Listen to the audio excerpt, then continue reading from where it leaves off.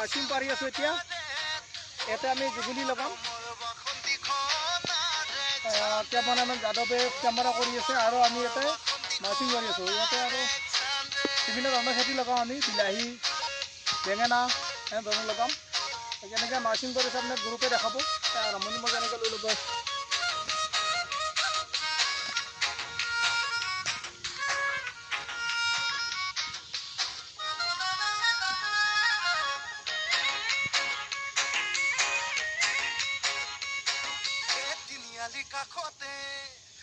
তিনিআলি কাষতে দীঘল পদূলিৰে আছাম টাইপৰ ঘৰ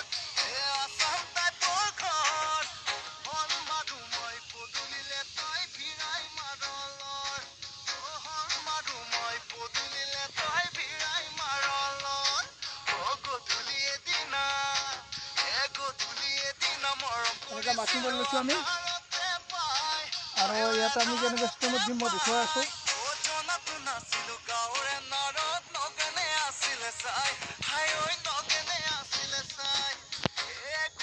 মাছৰুম কৰাৰ এটা নিয়ম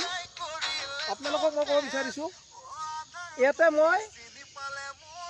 অলপ বন্ধ কৰি দিওঁ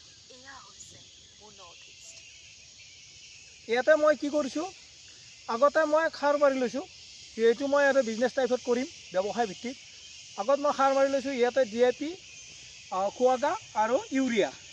তিনিটা সমান কৰি মিক্স কৰি মই ইয়াতে আগত মাৰি লৈছোঁ ইয়াতে মই এতিয়া মাছৰুম পাৰি আছোঁ আৰু মাছৰুম পাৰাৰ নিয়ম এটাই মানে যিটো ব্লেক চাইড কলা চাইড সেইটো ভিতৰৰ ফালে থাকিব লাগে আৰু যিটো আমাৰ হেৰি চাইড মানে সোণা মানে ৰূপালী কালাৰ ওপৰৰ ফালে থাকিব লাগে কাৰণটো এইটোৱে আমাৰ যিটো সূৰ্যৰ ৰশ্মি কলাতে আমাৰ পাৰ হৈ নাযায় আৰু 2 নম্বৰ কথা ইয়াতে কি হয় পোক পৰুৱা এইবিলাকৰ নিমন্ত্ৰণটো খুব ধুনীয়াকৈ থাকে কাৰণ চকুত চাপ মাৰে সোণালী কালাৰটোৱে আৰু যিটো জিলকি থাকে তেতিয়া পোক পৰুৱা ইয়াত নাহে এনেকৈ আমি মাছৰুম পাৰি লৈছোঁ আৰু আমি ইয়াতে আমি কোদাল এক চাপ মাৰি ইয়াতে মাটি জাপি দিম যাতে এইটো বতাহত উৰি নাযায় দেখুৱাম আপোনালোকক চাওক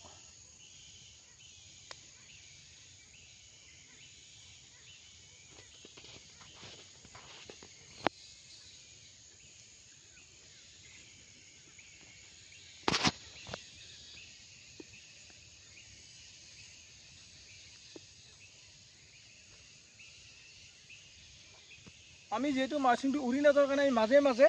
এনেধৰণে কোদালেৰে চাপ কৰি এনেকৈ দি দিম তেতিয়া মাছৰুমটো আমাৰ উৰি নাযায় বা শুকাই নাযায় হেৰি নহয় আৰু বনবিলাকে হেঁচি ধৰিব নোৱাৰে এই চিষ্টেমত আমি মাছৰুম পাৰিম এই দেখিছে আমি মাজে মাজে এনেকৈ দি যাম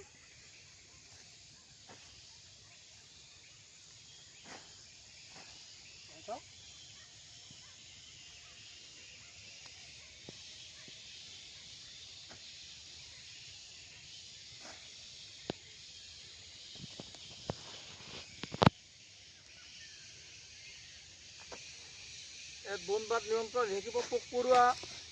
তেনেকৈ আক্ৰমণ কৰিব নোৱাৰে প্লাছ মানে যিটো গছৰ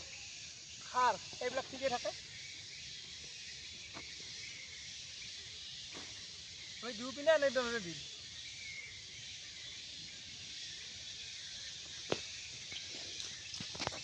ইয়াতে আৰু কোনো ধৰণৰ বনবাদ নিয়ন্ত্ৰণৰ কাৰণে কোনো ধৰণৰ ব্যৱস্থা কৰিবই নালাগে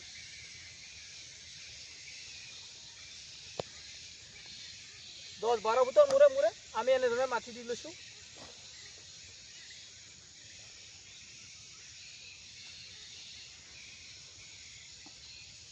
মাজে মাজে আৰু এটা দিবা আছিল হাৱা সোমাব হাৱাটো সোমাব মাজে মাজে আৰু এটা দিব লাগিব